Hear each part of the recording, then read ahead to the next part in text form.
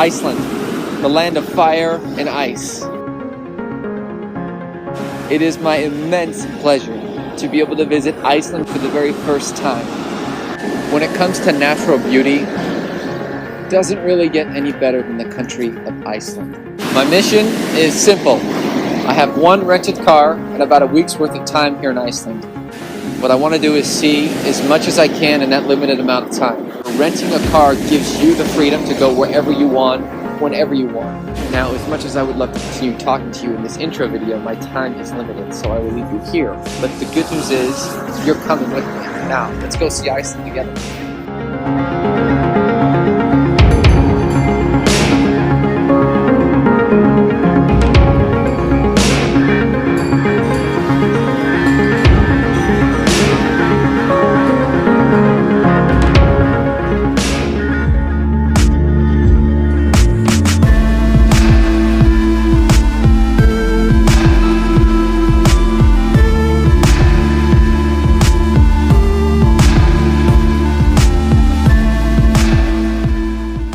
To hiking and trekking, Iceland just might do it better than any other place on earth. At the very top of the list when it comes to hiking in Iceland is the Laugavega Trek.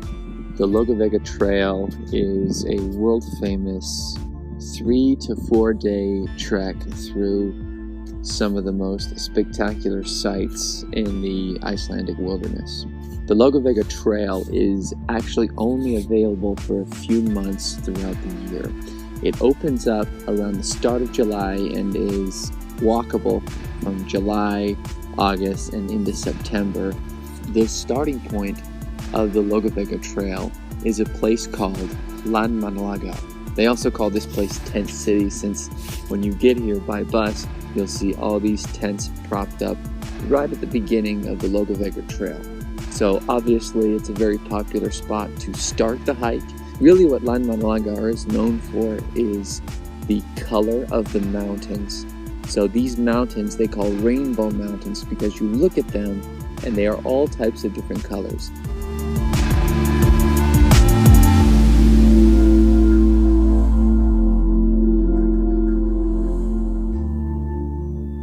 There's actually a pretty prominent peak, a high mountain called Mount Blanjuka, or the Blue Peak. You can go to the very top of the Blue Peak, which is a pretty serious hike, and get a terrific view.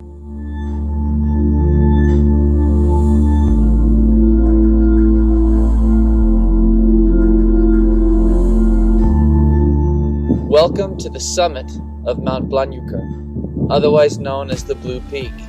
Getting up here can be quite the challenge. It takes anywhere from an hour to 2 hours depending on your level of fitness, but I would encourage you to push through the tiredness, push through the sweat, push through the difficulty, because when you are up here, you get a sight of all the beauty that Iceland has to offer. On one side, you see the mountains with all of the colors. It's no surprise they call these rainbow mountains because you look at them and you see almost a light pinkish color, a dark brown, green. To the other side, you see hills, volcanoes, and lakes, geysers with steam popping up. It really is the quintessential Iceland postcard getting up here. It's called the Blue Peak. It gets its name from the shimmering blue-black color of its sides. One cool fact is that the rugged terrain that you see here when you climb up literally was formed out of lava. So you're walking on an old lava-formed mountain. From here you get a good shot of the Landmannalaugar campsite. You can see all the tents that look like little puny ants. One thing to keep in mind if you are coming up Blanjuka is to take your time. Don't make it a race, especially if you are here in the summer months. You have all the daylight in the world. I say that just because some of the gravel can be a little bit loose, and it's not worth slipping off the side of one of these drops here because the drops seem like they don't end. It's safe to say that if you do take on the Blue Peak hike, it will be one of your favorite hikes you've ever done. Once you are up here, enjoy the view, take it all in, and congratulate yourself on a terrific view. Those of you who are hiking enthusiasts, who love to push yourselves and enjoy being in one of the most beautiful places in the world should definitely consider hiking the Logavega Trail.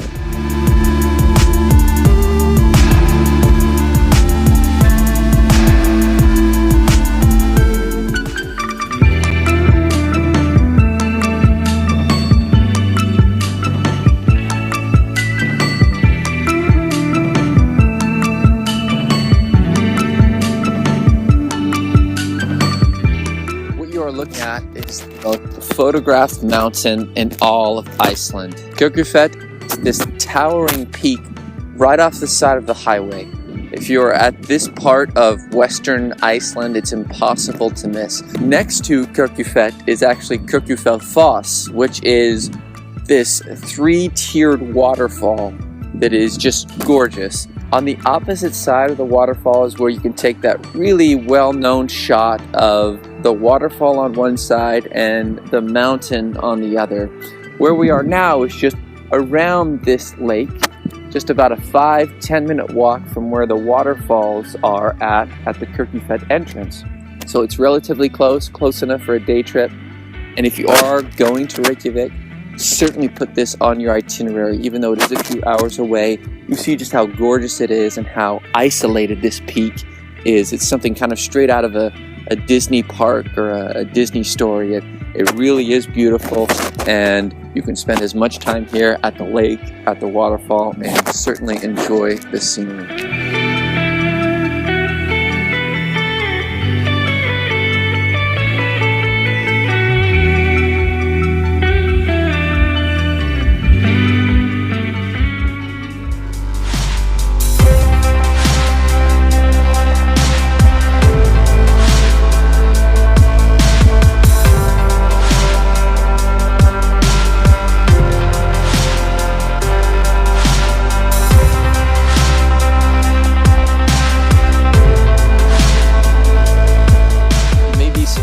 To find that one of the most popular tourist destinations in the entire country of Iceland is a crashed military plane. Thankfully, everyone in the crash survived. The result of the crash was just a pilot error. The pilot switched to the wrong fuel tank, downing the plane. The result we have of the crash is a pretty amazing sight. You have this large silver United States military plane contrasted against this black sand beach of Iceland.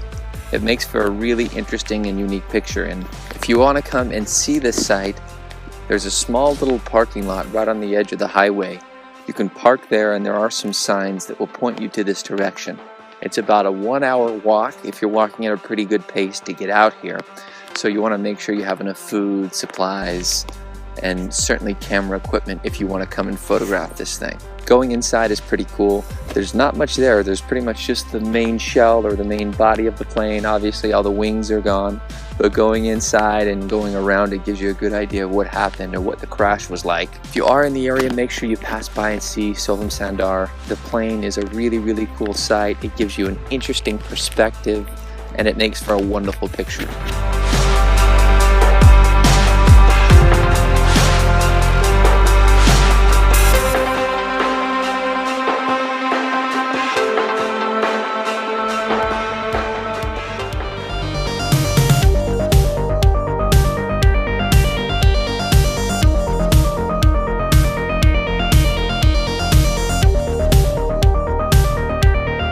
Willing to bet that you've probably never seen a beach quite like this, otherwise known as Diamond Beach. There are a few things that make this beach really unique.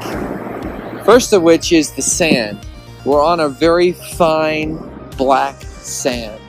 I'm sure that goes back to volcanic roots somehow. They call this place Diamond Beach for a reason. Upon the shore, large chunks of ice come washing up, and they look like diamonds in the sun. So on a day like today where it's relatively sunny, I won't say warm, you have these chunks of ice wash up on the shore and reflect the sun to give the appearance of diamonds. Now these chunks of ice are coming because there's a giant glacier on the other side of the beach. This glacier provides the ice that floats around and makes its way to the beach. It is nice and sunny out, and the sun does provide a little bit of relief from the cold. However, this is not your traditional beach in that this isn't a place you probably want to stick your toe in the water. In fact, you want to be careful of that unless you want hypothermia. The sand really is cool. I actually put some in a little container and I'm going to keep it with me. I've never seen sand like this before. It's pure black and very delicate. It's quite a drive to get out here. It's about 4.5 to 5 hours from Reykjavik, but the drive is absolutely worth it when you get out here to see the way that these chunks of ice reflect the sun on the beach. Diamond contrasted with the black sand. It really is cool, and it's worth your time. So if you have the time and you're able to get out here, you should definitely plan on it, because not only can you see Diamond Beach with the black sand, you'll also be able to see a real-life glacier, which not a lot of people get to see.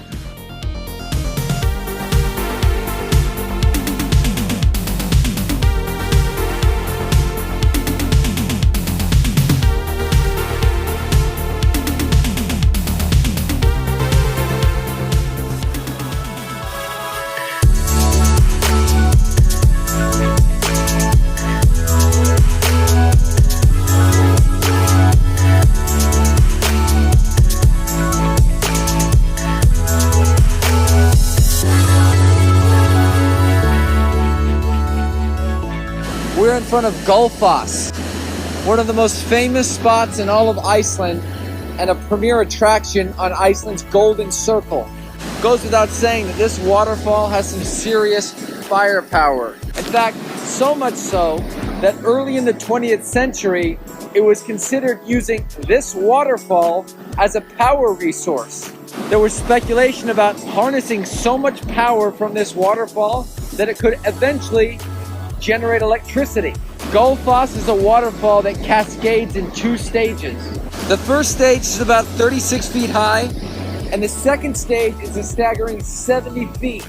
Where we are right now is close, maybe a little too close for this video, but I wanted to give you an idea of just how massive this thing is and how much power it generates. This waterfall is considered by many to be the most beautiful and prominent in all of Iceland.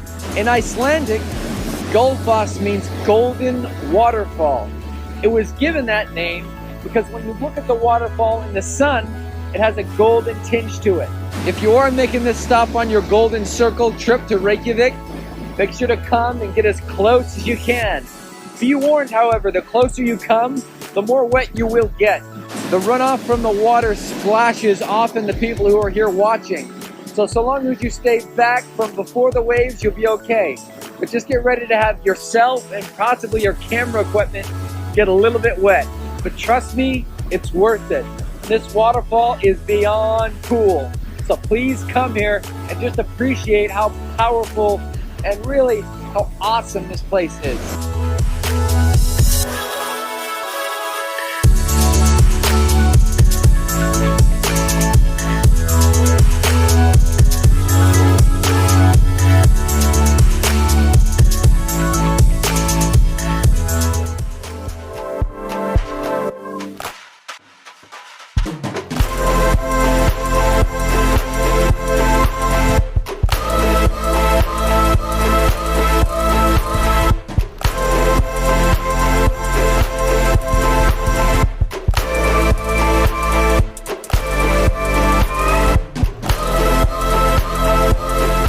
About every 5 to 7 minutes in the center of the geyser hot spring area, you see the Great Geyser.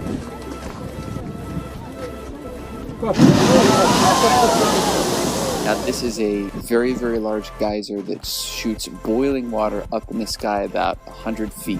If you go to the fountain shows at Las Vegas or Dubai, this is essentially nature's version of that. And when you get nice and close to these hot springs, you can feel the heat as the steam comes off the boiling water. Geysers actually surround this entire area. So if you walk around, you'll notice that there are several areas where you can get very close to these hot spots and see these boiling water. So obviously if you're close to Reykjavik, if you're planning on doing the Golden Circle, make sure you hit the geyser hot spring area and make sure to spend some time waiting for the Great Geyser that shoots up every 5 to 7 minutes. Again, the good news is you won't have to wait too long because it's going to be shooting up. Try and camp out and get a good seat right in front, and then go a little further back so you can get a good vantage point of that Great Geyser shooting off.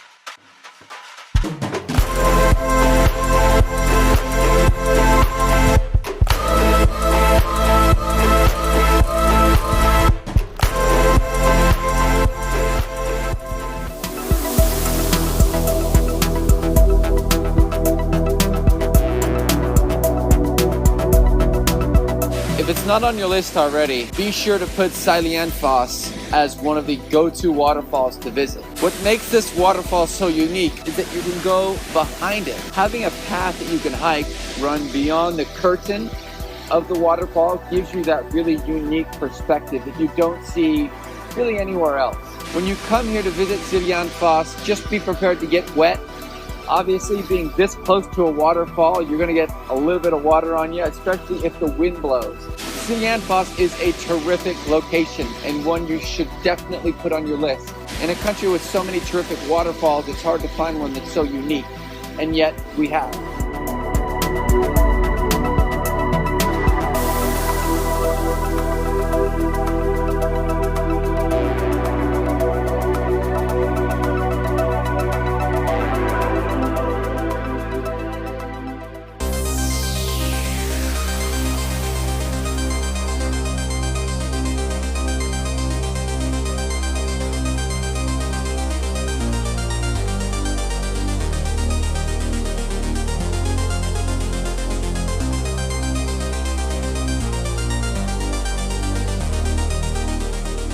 What you are looking at is the most famous church in Iceland. This is called Hallgrímskirkja. Hallgrímskirkja is the tallest building in all of Reykjavik and the 6th tallest building or edifice in all of Iceland. Understandably, it's kind of a hotspot for tourists to see this really incredibly unique looking church in the center of the city. Hallgrímskirkja is visible from nearly any point in the city. You can always see the tip, very recognizable as it has the statue of Leif Erikson just right out in front of it. You can go inside for free like most churches in Europe, although when you do go on the inside, it is uniquely different from most of the major churches and cathedrals that I've been into in Europe.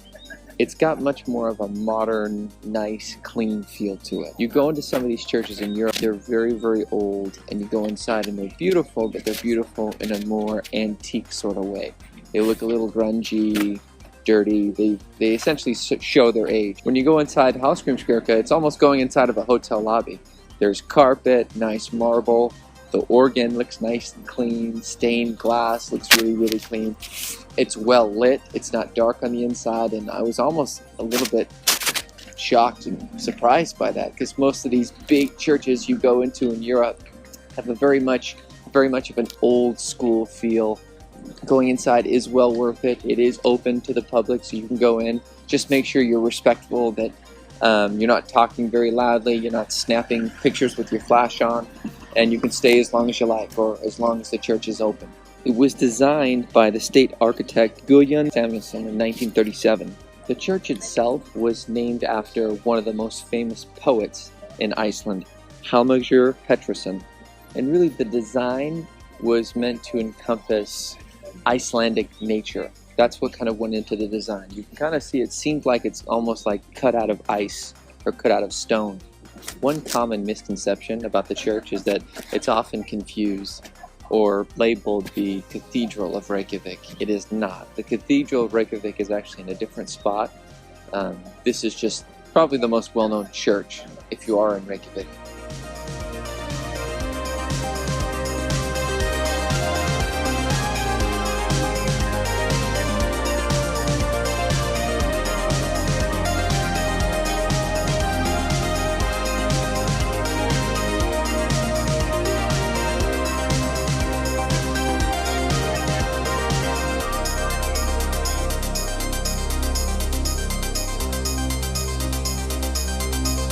Reykjavik. It is the capital as well as the largest city of Iceland. It really has a small town feel to it. You see a lot of tourists pouring in and out of the Hallgrímskirkja church, the opera house, the Sun Voyager. It's clean, it's safe. Overall, it's a very wonderful, charming city. Reykjavik is definitely a city worth exploring. It's most likely that if you come to Iceland, you'll be spending at least some time here. I would recommend that you explore the Hallgrímskirkja Church, the Opera House, the Sun Voyager, Laugavegur Street. These are areas all within 5 to 10 minutes of each other by foot. You never really get that big city hustle and bustle feel, even in the capital, a city with over 100,000 people.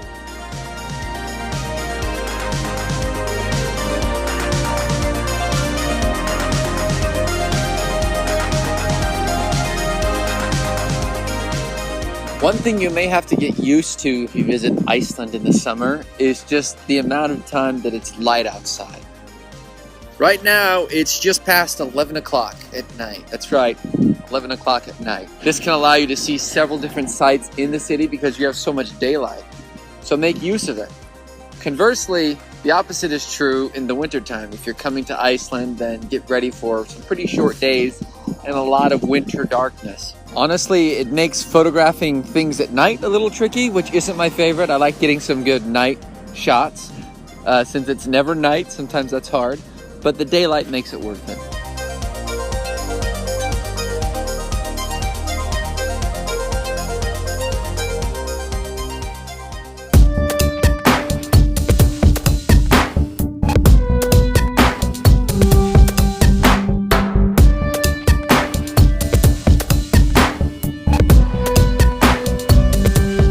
Actually a lava beach. The sand here, which is black, was made out of ash. There are actually several lava beaches here in Iceland, but this is probably the most famous one. This is a very famous, popular spot to take photographs, especially with the rock formations in the ocean. Instead of being real sandy, it's more rocky, especially the closer you get to the water. So you get to the water and it's mini rocks, which really is better. The sand doesn't really get everywhere and annoy you. The rocks themselves are a little easier to deal with. You see this enormous natural pyramid made of basalt columns, and people think that they look like a staircase to the sky, and often you'll see people climb these, and it's really a natural wonder, and it complements the beach very, very well. Try and come here too in the evening where you can catch a sunset, which are just gorgeous. Like most of the places here in Iceland, it gets busy, but not terribly busy, so you can come down here and enjoy a perfect evening and enjoy the cliffs and have it to yourself. Another good time to come to Rensfara Beach is earlier in the morning. There are just a few people here on the beach, and to be here alone, you get a good, quiet, serene feeling. You just hear the crashing of the wave. Obviously, come to Rensfara Beach. This is a gorgeous place. I'm willing to bet you probably haven't seen a beach like it. To the extent that you are able to try and walk as far as you can along the beach, and you'll be in for a very peaceful, serene experience.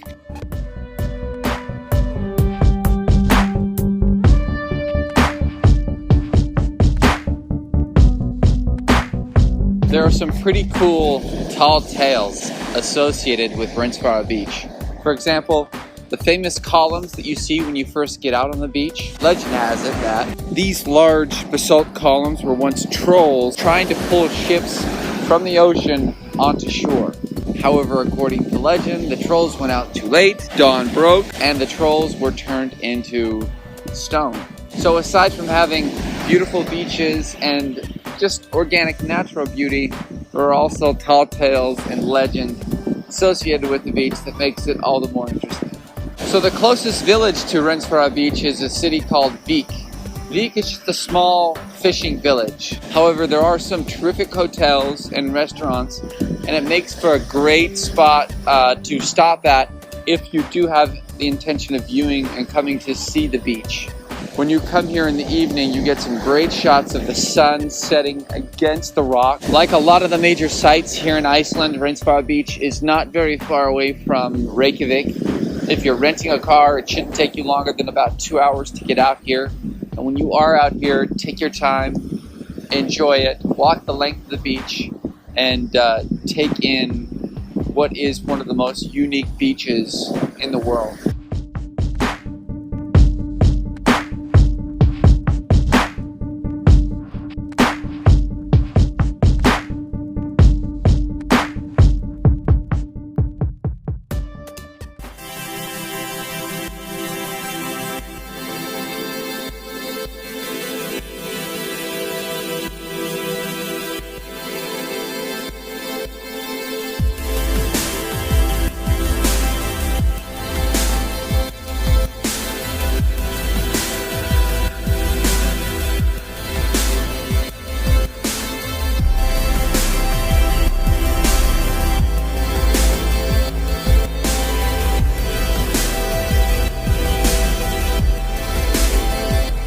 So, are you impressed yet?